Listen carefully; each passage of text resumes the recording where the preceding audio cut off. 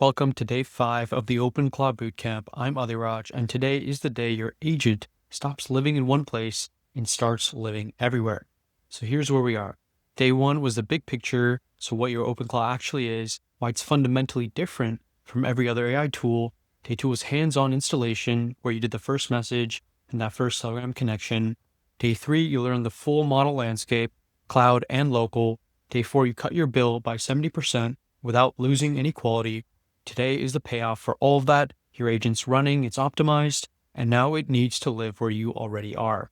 Not where it's convenient for the software, but where it's convenient for you. That means Telegram, WhatsApp, Discord, iMessage, Slack, and the built-in web chat. 6 services, 1 agent. Today you're going to connect them. Here's what we're covering. We're going to start off with the core concept of what a channel actually is and why the abstraction matters. Then we're going to go deep on Telegram, not just the day 2 basics, but the full feature set. Then WhatsApp, Discord, iMessage, Slack, and web chat. After the channel by channel section, we're going to look at security and access control. This is because a Telegram bot with no allow list is open to anyone on the internet who finds it, and that's both a privacy problem and an API cost problem. We're going to close with a formatting reference table, a channel selection guide so you know which surface to reach for in which situation, homework, and then a preview of day 6. So 3 concrete outcomes for today. First, at least 2 channels are going to be connected and working. They should be actually sending and receiving messages. Telegram you already have, so today you're going to add a second one. Next, a clear mental model of how channels plug into the gateway.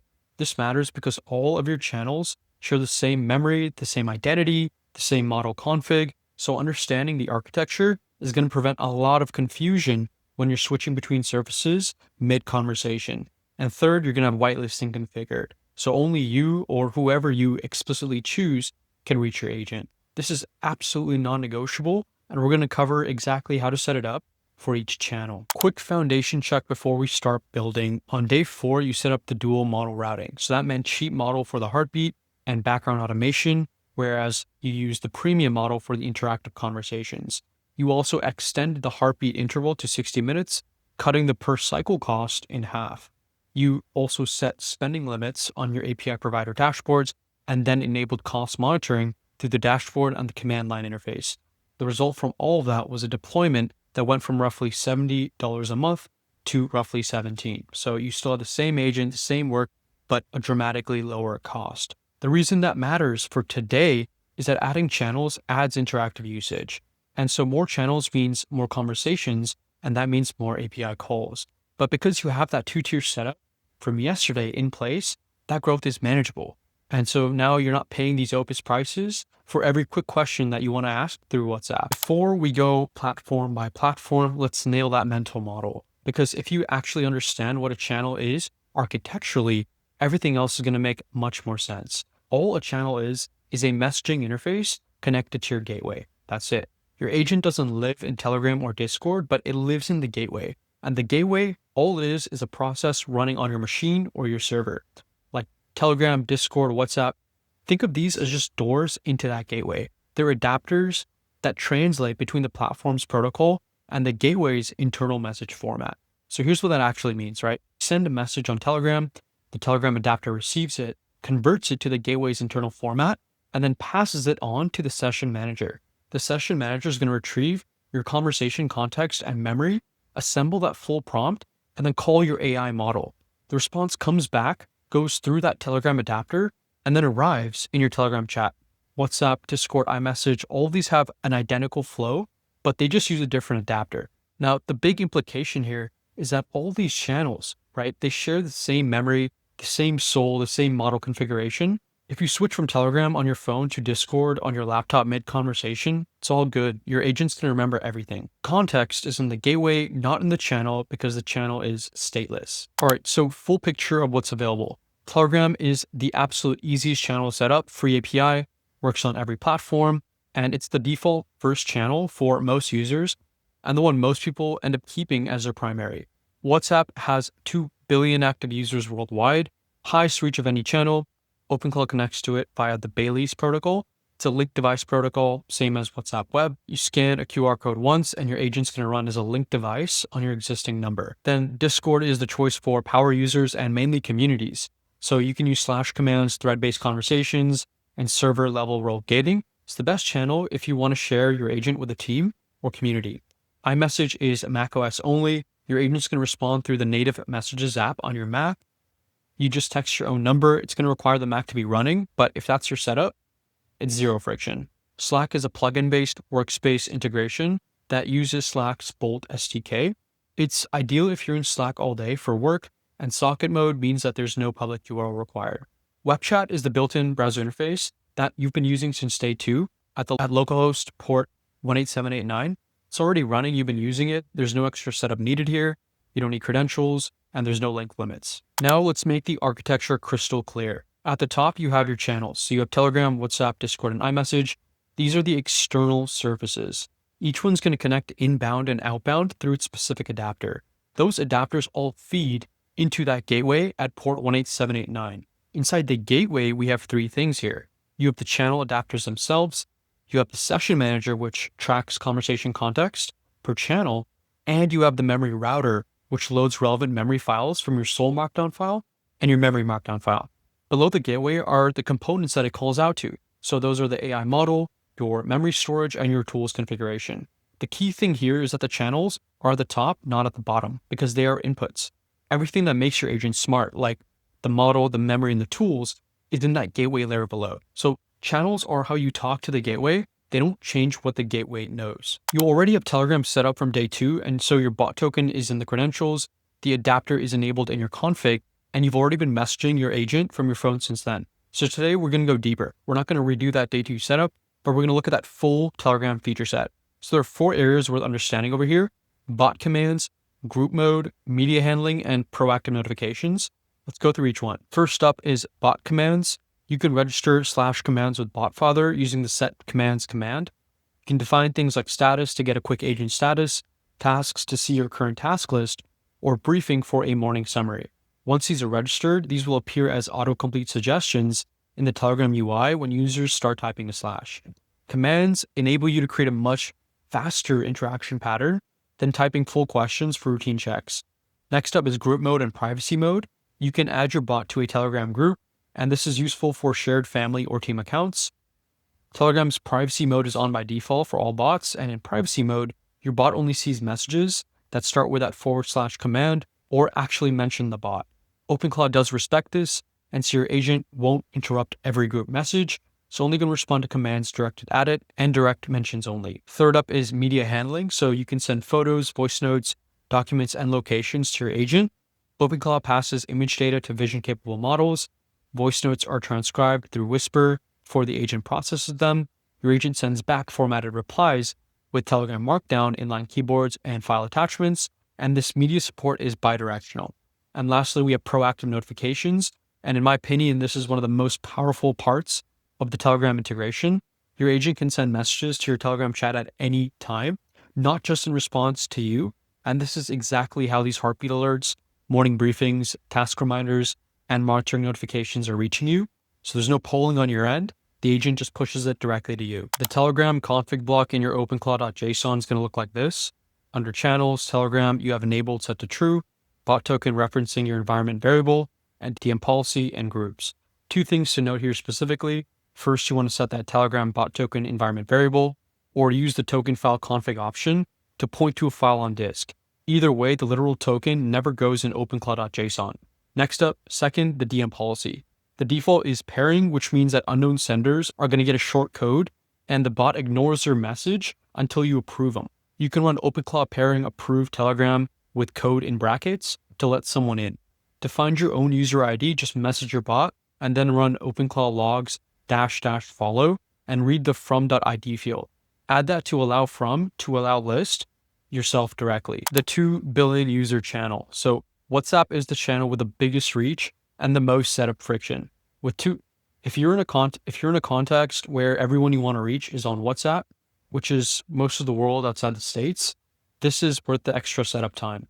OpenClaw connects to WhatsApp through Bailey's, which is the same linked device protocol that WhatsApp web uses. You run OpenClaw plugins install at OpenClaw / WhatsApp, and then OpenClaw channels login -- channel WhatsApp, and a QR code appears in your terminal. You want to open up WhatsApp on your phone, go to settings, link devices, link a device, scan that code, and then you're connected. Then you want to run OpenClaw Gateway, and your agent is live on your existing number. Couple requirements here. You're going to need an existing WhatsApp account, whether it's personal or business, and a phone to scan that QR code. Now, what's going to work once you're all set up is text messages, images, documents, voice notes, and location sharing. The same proactive notification mechanism that Telegram has, where your agent can message you without being asked, is also on WhatsApp. The WhatsApp config block follows the same pattern as Telegram. Under channels, WhatsApp, you have enabled DM policy and allow from. DM policy defaults to pairing, same as Telegram, and unknown senders are going to get a code. Allow from is your E164 formatted phone number, +sign country code number with no spaces or dashes. In terms of the setup sequence, you want to run OpenClaw plugins install at OpenClaw/WhatsApp, and then run OpenClaw channels login -- channel WhatsApp, and then scan that QR code that appears from WhatsApp on your phone under settings and link devices. Just went over this. Then you want to run OpenClaw Gateway to bring that connection live. Now for the power users and communities, we have Discord. If you run a server, work on a team that lives in Discord, or prefer it as your primary messaging environment, this is the natural fit for you. Set up in 3 steps here. First, you want to create the bot. So go to discord.com/developers, create an application, go to the bot tab, and then add a bot. Copy that bot token. Then you want to set the scopes and permissions. So in OAuth 2 and then URL generator, select the bot as your scope. If you want /commands, also add applications.commands. Then in the bot permissions section below, you want to check the permissions that your bot needs. So send messages, read message history, embed links. Scopes and permissions are 2 different things in Discord's model. Scopes define what type of thing your OAuth token grants access to, like a bot is a scope, whereas permissions define what that bot can actually do within a server, so don't conflate them. Third, you want to invite that bot to your server. So use that generated invite URL from the URL generator to add your bot to your server. Copy your server ID from the Discord settings, and you're going to need developer mode enabled here. Once it's in your server, what do you get? You're going to get /commands with autocomplete on any channel, thread-based conversations, role-gated access, and multiple server support. One critical thing here is you want to enable that message content intent in the Discord developer portal under bot settings. Without it, your bot's not going to be able to read the message text in servers. It can only read DMs. It's off by default, and the bot will silently fail to process messages without it. The Discord config block is right here. You have the token DM policy and a guilds map keyed by the server ID. Your server ID is that unique identifier. So right-click the server name in Discord and select copy server ID, and you're going to need developer mode enabled first. Go to Discord, settings, advanced, and then toggle developer mode on. Inside the guilds map, each server entry lets you set a require mention, a user's allow list, a roles allow list, and a channels map where you control which channels the bot can respond in. By default, the guild policy is set to allow list, so the bot only responds where you explicitly allow it to. DMs use the same DM policy and allow from pattern as every other channel, and pairing is the default. iMessage is the most seamless channel if you're already in the Apple ecosystem. Your Mac is running and you have an iPhone in your pocket, all you need to do is text your own number. OpenClaw connects through the iMessage command line interface tool, and it uses the legacy approach, which is blue bubbles, which is the recommended option for the new setups. The gateway is going to communicate with the Messages app over JSON RPC. From your phone, it looks like you're just texting yourself.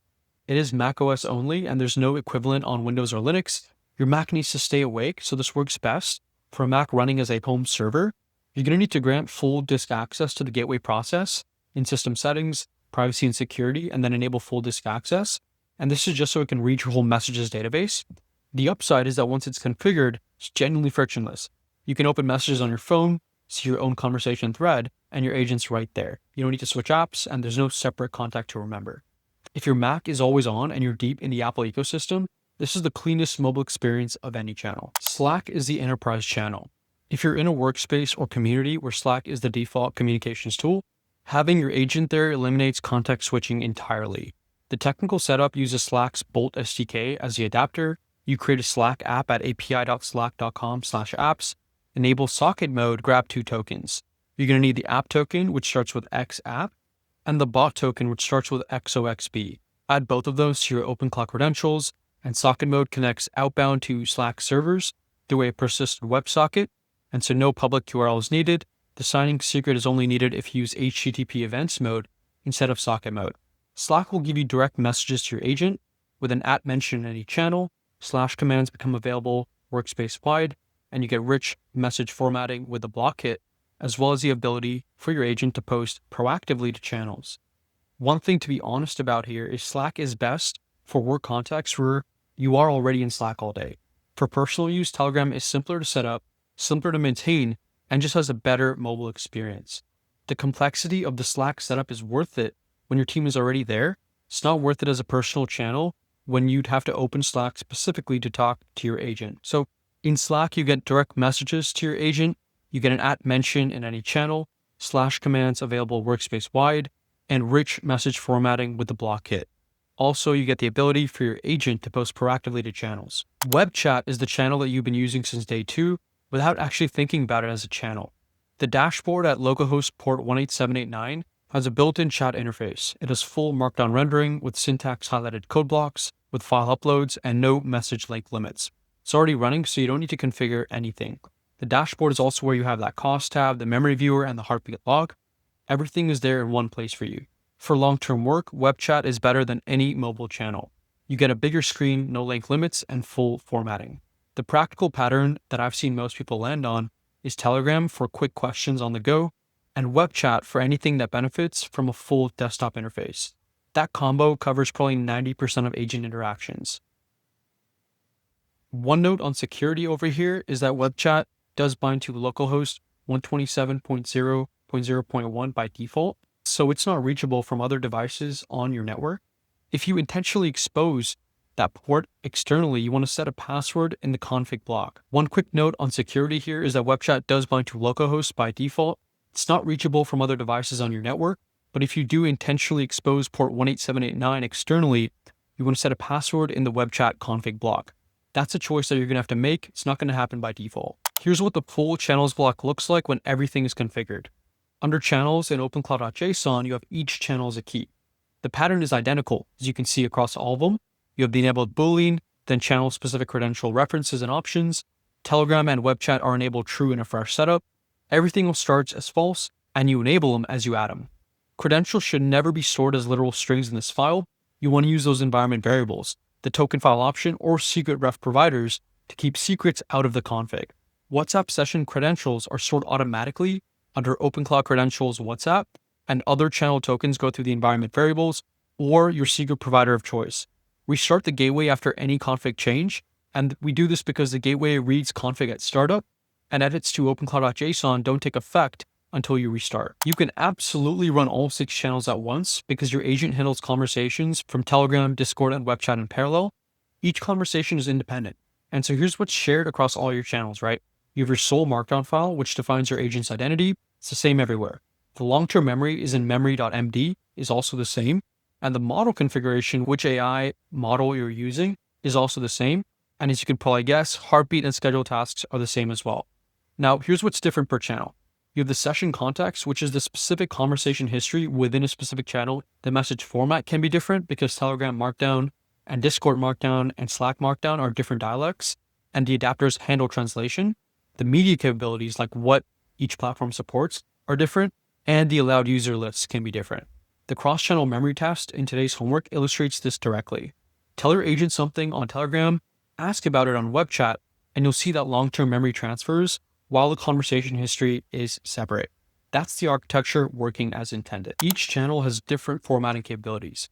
The adapters handle most of the translations automatically, but it's worth knowing every single one so you can set appropriate expectations in your sole markdown file. Telegram is going to support full markdown, bold, italic code blocks, inline URLs, and spoilers. The character limit is 4096 per message, and the longest messages get split across multiple messages automatically. The WhatsApp formatting is its own dialect, so bold is asterisk, italics underscores, strike through is tildes. The inline monospace and triple backtick code blocks are both supported. The links are URL only, so no hyperlink text. WhatsApp does have a 4,000 character chunk limit by default. Discord is going to support full markdown, including fenced code blocks with syntax highlighting. The messages are capped at 2,000 characters, but these bots can send multiple messages for longer responses. iMessage is plain text, so no formatting supported. The links auto preview natively in the Messages app, and there's no hard character limit from the API side. Slack uses its own Markdown format rather than using the standard Markdown.